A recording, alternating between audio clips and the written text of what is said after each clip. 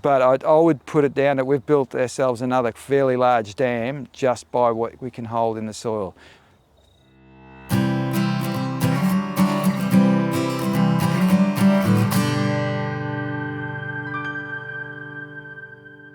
Welcome back to the Vegalogue podcast, a dialogue about the Australian vegetable industry from AUSVEG. I'm Tom Bicknell. In the last episode, we had a chat with Dr Kelvin Montagu about a project he ran a few years ago exploring the benefits of cover cropping for vegetable growers. Well, this episode, I speak with a grower who is part of that project and how it started them on a cover cropping journey that's changed the face of their farm. Peter Schreurs and Sons is a second-generation vegetable grower in Devon Meadows, south of Melbourne. Among other crops, they're one of the largest leek growers in the country. As part of Dr Montagu's cover cropping project, Peter Schreurs and Sons ran a trial to see if they could use a cover crop to establish mycorrhizal fungi for the benefit of their leek crops. The trial didn't achieve what they'd hoped, but it nevertheless changed the way their farm is run for the better.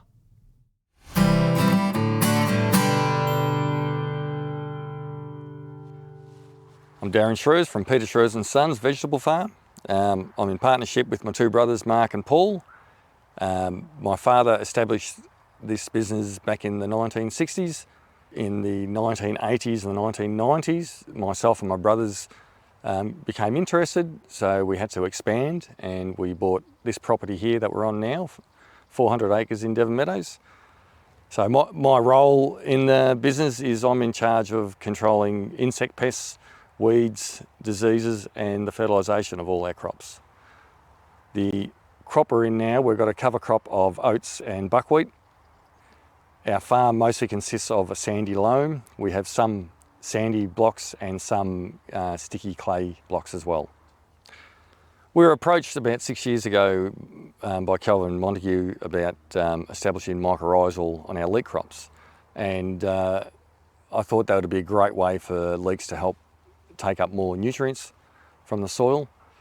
A few years prior to that, I trialled I'd done a few of my own trials with mycorrhizal fungi and had no luck, but that was a more conventional way of growing. So we decided to sow a cover crop down, inoculate the cover crop with mycorrhizal, and then without any soil disturbance, because mycorrhizal hates soil disturbance, it'll die off with that. We then terminated the cover crop and planted leeks straight on that, inoculated the leeks, and then at harvest time we got the soil tested and the leeks tested for mycorrhizal, but sadly no mycorrhizal was found. Did you have any ideas why the mycorrhizal fungi didn't take? Look, some of the reasons why mycorrhizal didn't take was it could be the high phosphorus levels in our soil. It could be previous herbicide issues in the soil. It could just be the soil type. So, we have to do more testing down the track. But what we got out of it though was cover cropping. We find it's energising the soil more and more. So we've now got a philosophy that we try to keep all of our soil covered with a cover crop of some type. My brother Mark, he looks after that, and we look at multi-species cropping, all blocks, different species for different times of the year. And we just find having the cover crops on the farm, when it rains, we get water penetration, that's fantastic. We don't get the runoff, we don't get erosion. Those windy days, we're not getting dust blowing around everywhere. Our carbon levels are increasing dramatically on a farm. And the biodiversity, every cover crop has got a flowering plant in it, and those flowering plants, they bring on pests as well as beneficials. And because these crops don't get sprayed, we get a huge number of beneficials that build up in those crops, so that when our cash crops are grown, especially right next to the cover crop, but anywhere on our farm, it takes no time at all for beneficials to move in, as long as we're using soft chemistry to control the pests. What are some of the unique challenges you get with leeks that maybe some other vegetables don't face? Leeks, they sit in the ground for a long time, and they don't smother the ground, so weeds are always an issue in the leeks. With the cover crops too, we have to be careful that we don't let the cover crop seed. We've learnt that in the past there, we've had some go to seed and it becomes a bit of an issue in the leek crop, the following leek crop. If we have crops that can smother the ground, yeah, you can control the weeds a lot easier. So yeah, the biggest challenge is weed control in the leeks. Insect pressure is not an issue. Disease, if the crop gets too old, we might start seeing some leaf diseases in our crops. But overall, yeah, it's mostly just the weeds that are the biggest issue. And what's the kind of groundwork you need to do with leeks? After a cover crop and the right fertilisers put in, we then just plough the soil under, bed form it, and then punch the holes. There's only probably 2 passes. In the past we would probably have 8 passes or so, and now we've cut it down to 2. Fertilisers we've cut in half because of the cover cropping, and insect pressure has dropped dramatically too. Is it machine harvested? All machine harvested, yeah. Yeah. So the machine, yeah, when that goes through the soil, that breaks up the soil. And that's the only downside of when we're harvesting leeks, is that we've got an open trench left on the bed, and the bed then has to be ploughed up and reformed again. Water retention is a huge thing. The last summer we've had, it was nearly 10 weeks of no rain. We didn't have to water for very long on our crops, whereas other growers I know they have to water nearly double the amount that we do, and our soil just tend to hold the water a lot better than what it has in the past. Our crops didn't suffer at all. I mean, kohlrabi is one that'll really suffer in the hot, dry conditions, but they went a little bit limp, but they recover so quick because we've got such good water retention in the soil. So building up those carbon levels in the soil has made a big difference. Stuff breaking up on top of the ground. Well, my name's Mark Schreurs. I'm in charge of operations here at Peter Schreurs and Sons. So I look after mainly things from the irrigation through to the harvesting operations, and I manage the fields right back to after planting again. So it's that in-between time.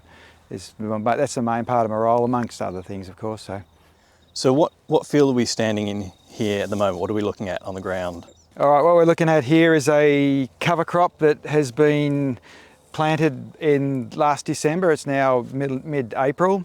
So last December we had a crop of leeks come out. We don't like to leave the soil bare over the summer months. We don't have a schedule till for another 3 weeks before we plant again. So over the summer we planted a warm multi-species mix. There's 10 different species in there. And over that time we've let it grow up. Once the dominant species started to get close to seeding, we go through with a crimp roller, roll the larger species flat. We usually do that another 2 weeks again later to really terminate that first lot. And then the second voluntary lot of plants come through. Once again, it's just we're keeping these living roots growing in the field for as long as possible. That's one of the main goals, and also holding our soil, keeping armour on the soil so it's not sitting there bleaching under the sun. So that's the way we've managed. We've crimp rolled it. We've had to top it once or twice when certain species come up trying to shoot to seed, and this will be probably terminated this will be knocked under and planted within 3 weeks from here. So what do you see as the primary benefits of cover cropping? There's just multiple benefits. You can list them off as long as you want. I mean, the biodiversity is what we're after, because the more biodiversity we have, the stronger the farming system, the more resilient. Basically, the more that's going on biologically, the harder it is for a nasty to take hold and dominate, basically, because it's got too much competition. So we're creating competition for our pests.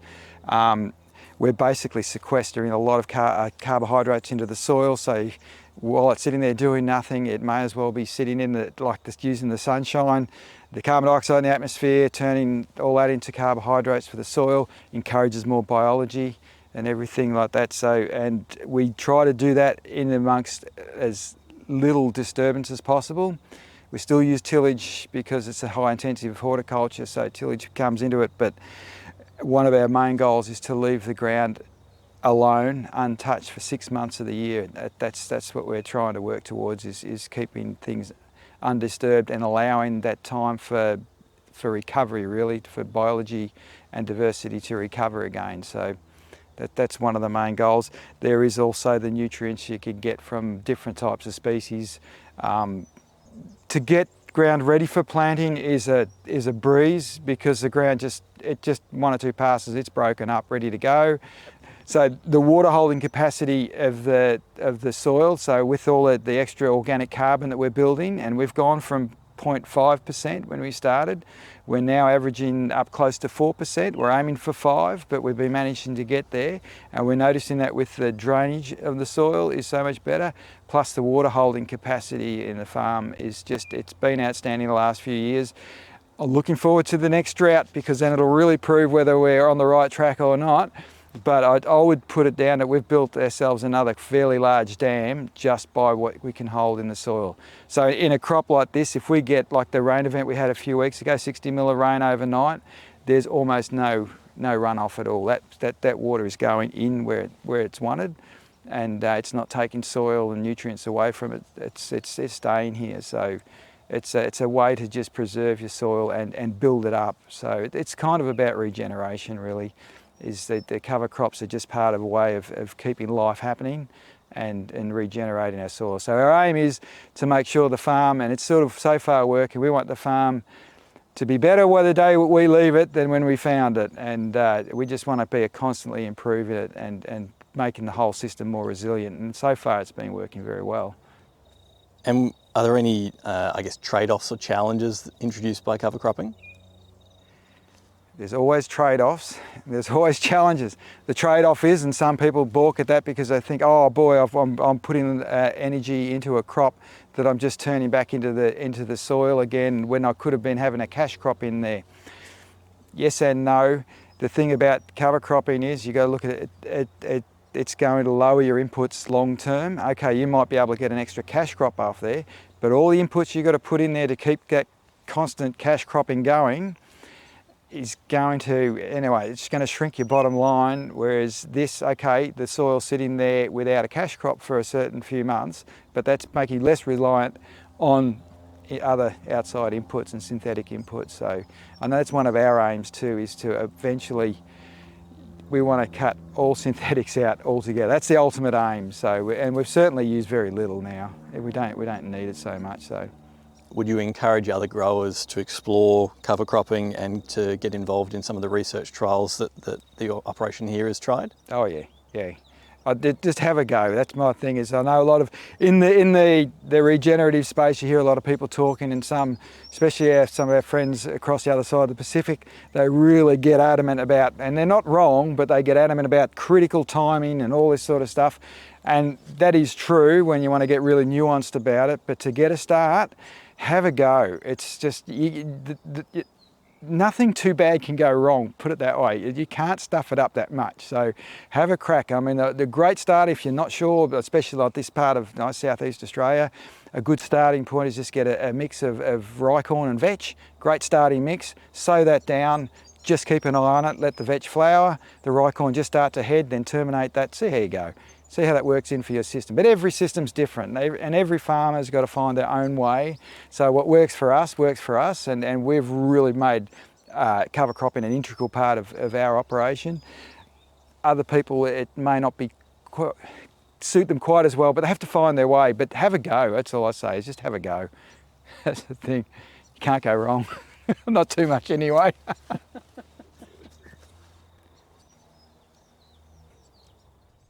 This project was funded by Hort Innovation using the Vegetable Industry Research and Development Levy and contributions from the Australian Government under project code VG 16068.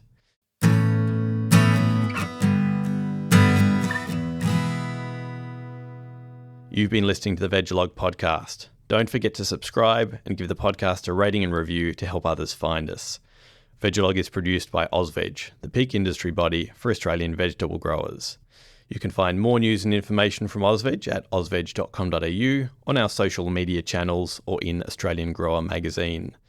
Thanks for listening to Vegalogue, where every episode we turn up with another great vegetable story.